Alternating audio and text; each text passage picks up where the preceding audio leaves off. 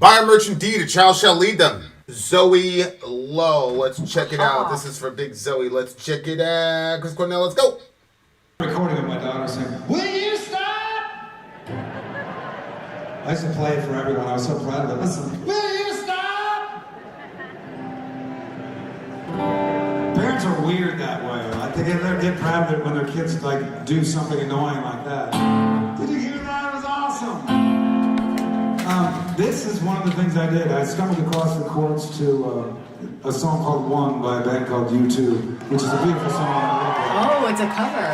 Okay. But I didn't know the words, so I Googled the words and I just put in one lyrics, enter, clicked on the first thing that came up, and apparently the most Googled version of a song called One is a band called Metallica, and then a song called Okay.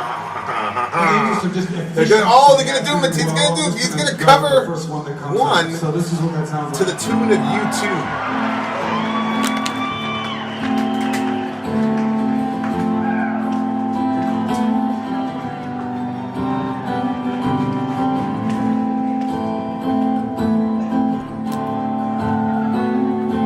So smart. Okay, so you did a song called One, and they're doing the music for it, but the lyrics for Metallica's One? Yeah. Can't remember everything. Is this true or just a dream?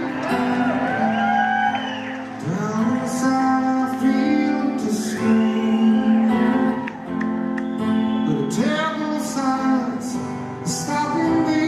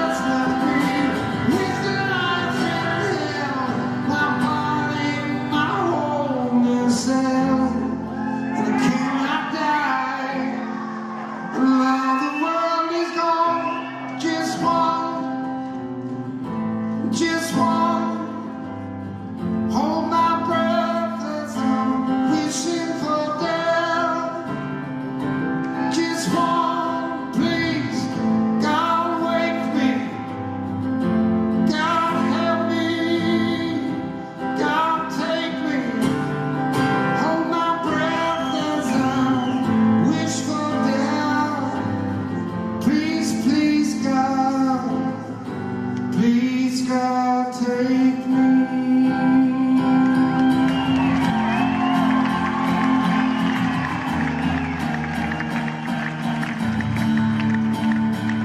Please God take me.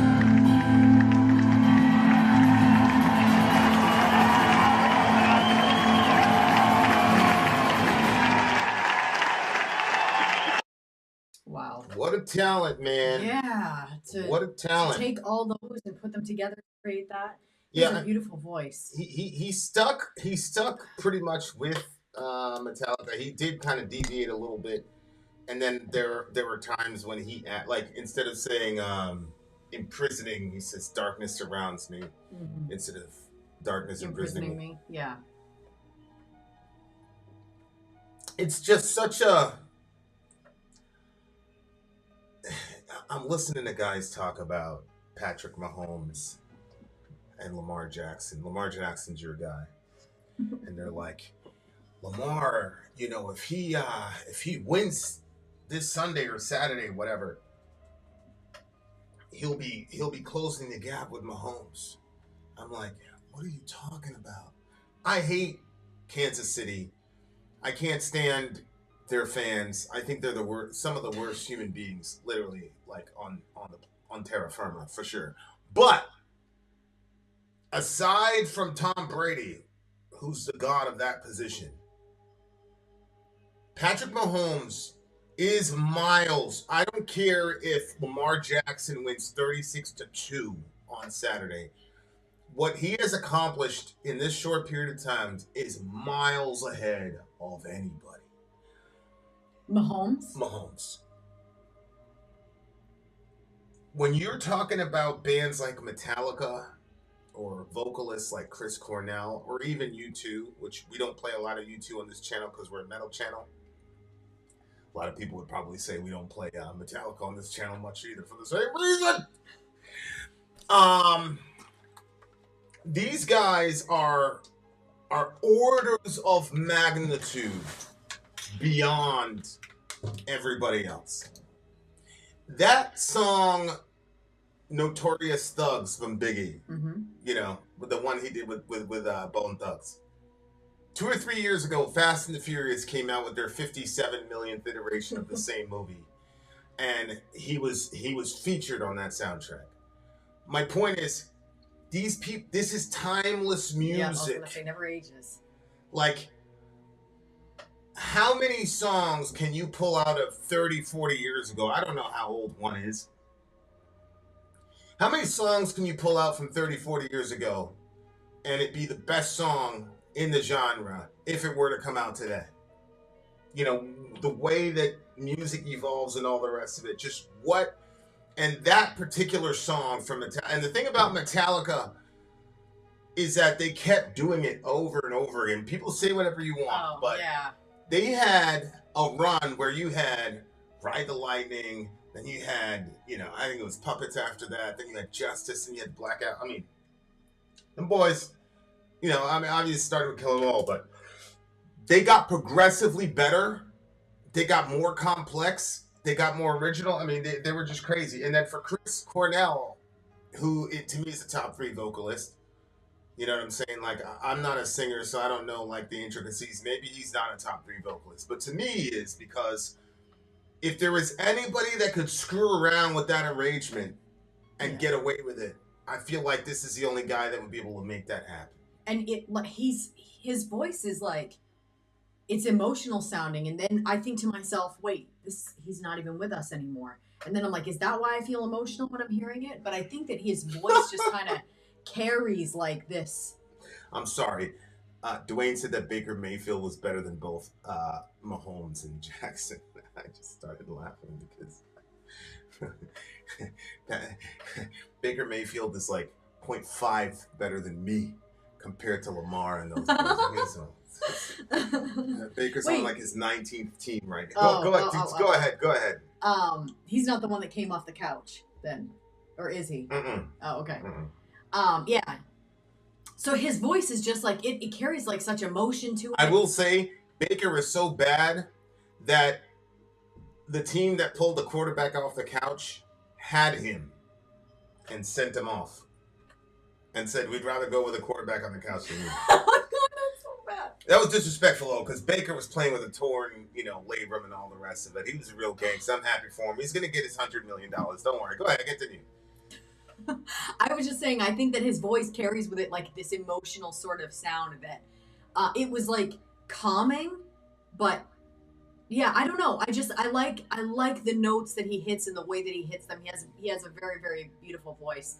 And I think the concept of doing this, taking a song and then a sound, but you're saying it didn't really sound like the U2 one? Just a little bit it did? Well, the music side of it and the cadence was completely the U2 song. Oh, okay. But the lyrics were Hetfield. Right, exactly. Yeah, that's what the plan was. What are we pulling up the lyrics, or are we already saying we broke them down? We've already broke down the song one. Right. It's about a guy in war, and he stepped on a landmine, and he. Right. Okay. I just wanted to know like what it was about. Mad people hating on the vocal styles of Bono, bro. Bono Vox? Did he put Vox in his real name? Who's it? Bono is a vocalist for U2. Oh. I'm not sure if that vocalist is really a good vocalist or if he's just, his lyrics are so meaningful. You know what I'm saying? That people, it's kind of like dude from Pumpkins. You know what I'm saying? Oh.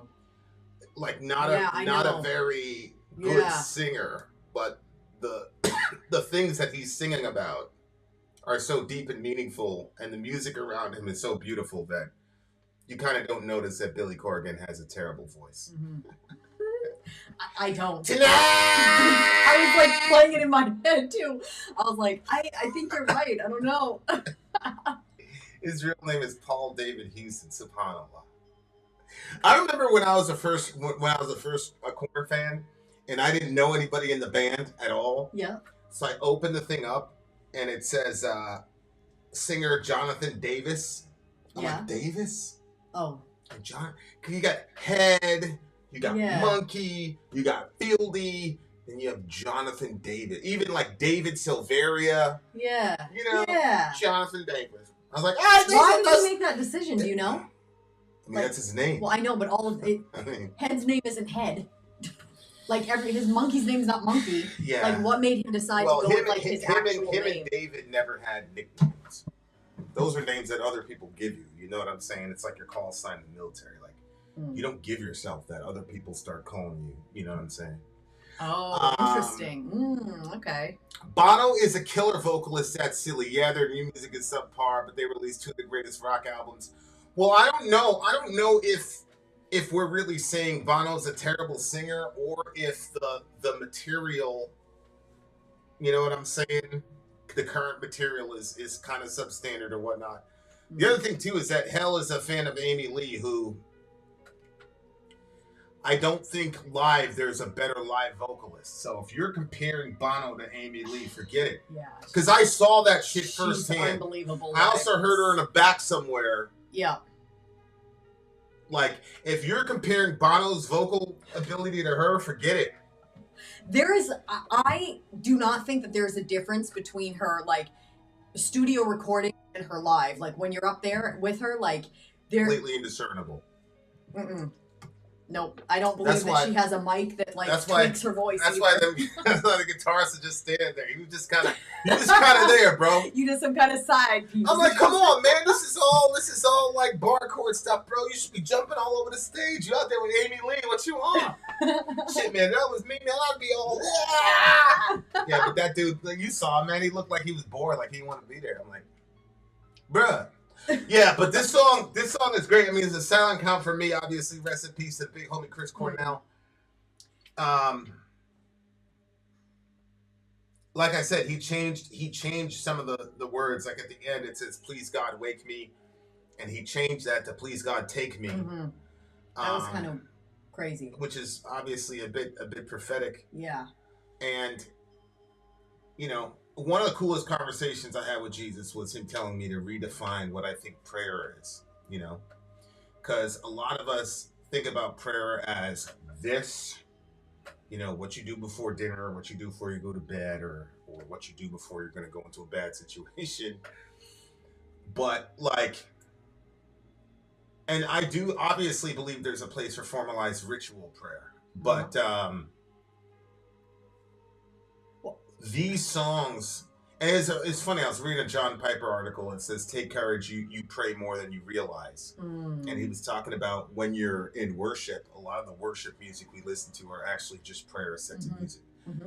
And so then I thought to myself, well, then why does it have to be quote unquote the Christian genre of music? If you're saying that what I'm reading in the Psalms, when David is saying, "How long, O Lord, will you forget me forever? My tears are like my bread," or whatever.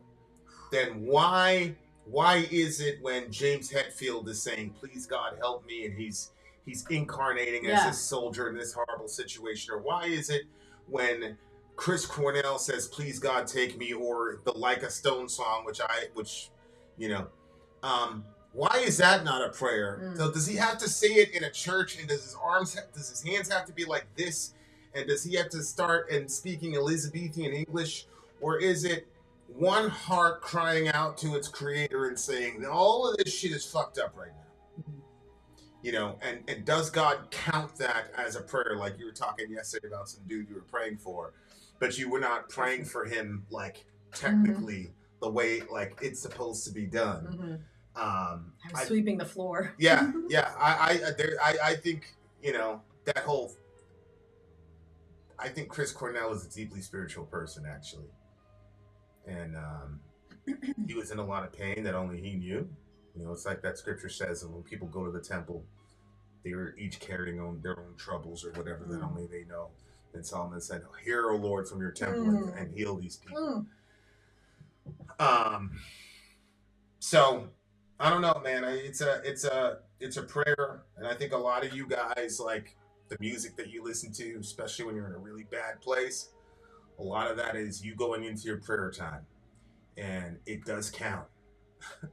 You don't have to be doing this for the thing to be prayer. I mean, a lot of times, if I'm crying about some shit, God will tell me, if you aim your tears Godward, that counts as a prayer. 100%. So, it's intentionality. I agree. Yeah. I agree. Yeah, I have a theory about Chris and Chester's death and connection. Yeah, I mean, those two seem to be.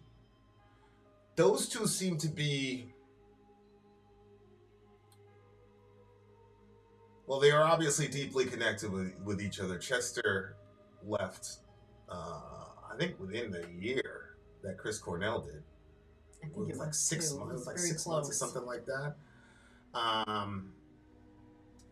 So that's a pretty interesting thing. I'm curious to see. Hell, was it the same conspiracy theory on the Joe Rogan podcast? We'll probably talk about it later, but there was a conspiracy theory that one of Joe Rogan's friends wanted to talk about, but Chester had just recently died, or it was the anniversary or something, and Joe, I think, rightly shut it down. I don't think those are appropriate conversations for the public at large. But I'm definitely going to be hitting you up. Interesting. Yeah. All right. This is a silent count for me. Yeah. I loved this one. This is a 9.8 for me. As if I listen to his podcast. Listen, you should. He's got Diana Walsh Pasulka on there. That show just dropped today. I'm so excited. Maybe in season 3, I might just do reaction videos to the shit that I've been watching. Because it comes out, like, you guys know, whatever I'm reading or studying, it's going to come out in the song, in the music. But, yeah, I cannot wait. After this, we're going to do Fortnite and Pasulka. It's going to be fun. Okay. We've got a commercial break. We are coming right back, and we've got a band that you have never heard before on the way. You're going to have to stick around to find out who and what it is. Vin and Sori in this bitch. We see you on this.